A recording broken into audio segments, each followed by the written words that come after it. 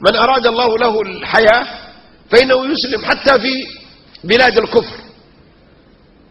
وقد كنت مرة في السويد في دورة علمية لمدة 10 أيام، وليلة من الليالي نزلت قبل صلاة الفجر إلى المسجد والمصلى الذي كنا نقيم الدورة فيها في مركز إسلامي، ولفت نظري وأنا جالس قبل الأذان وجود شاب في زاوية من زوايا المسجد يتهجد ويقرأ القرآن.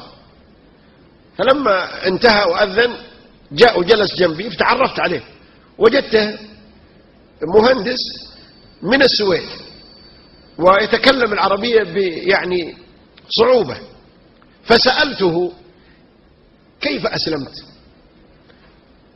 لأن السويد بالذات الشعب السويدي شعب إباحي إلى أبعد درجة، ونسبة دخولهم في الإسلام قليلة، لأنهم لما يدخلون في الإسلام يحجزهم عن الشهوات المحرمة، وهم عباد شهوات فما يدخلون بسهولة.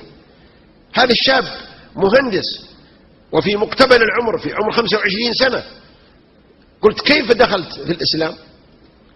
قال ذهبت إلى إحدى البلاد العربية الإسلامية، يقول في سياحة، وذكرها لي، يقول نذهب إلى تونس، يقول وكانت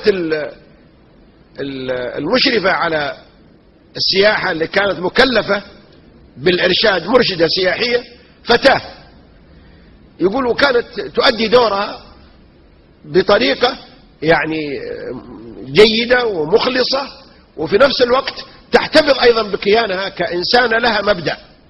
يقول وكان إذا جاء وقت الصلاة تقوم تصلي، معها لباس خاص بالصلاة، إذا جاء وقت الصلاة تصلي، وهي مرشدة سياحية. يقول لفت نظري هذا المنظر، فحاولت أن أسألها لماذا أنت تتعبين نفسك وأنت على هذا الشكل، وأيضا كانت على جانب من الجمال. يقول فأخبرتني عن الإسلام. يقول وكان لهذا الموقف منها أثر في قلبي حين أهدتني نسخة من المصحف الشريف مترجم باللغة الإنجليزية. يقول قرأت هذه النسخة وهداني الله إلى الإسلام، ودخلت في دين الله، وأنا الآن والحمد لله أنعم بهذا.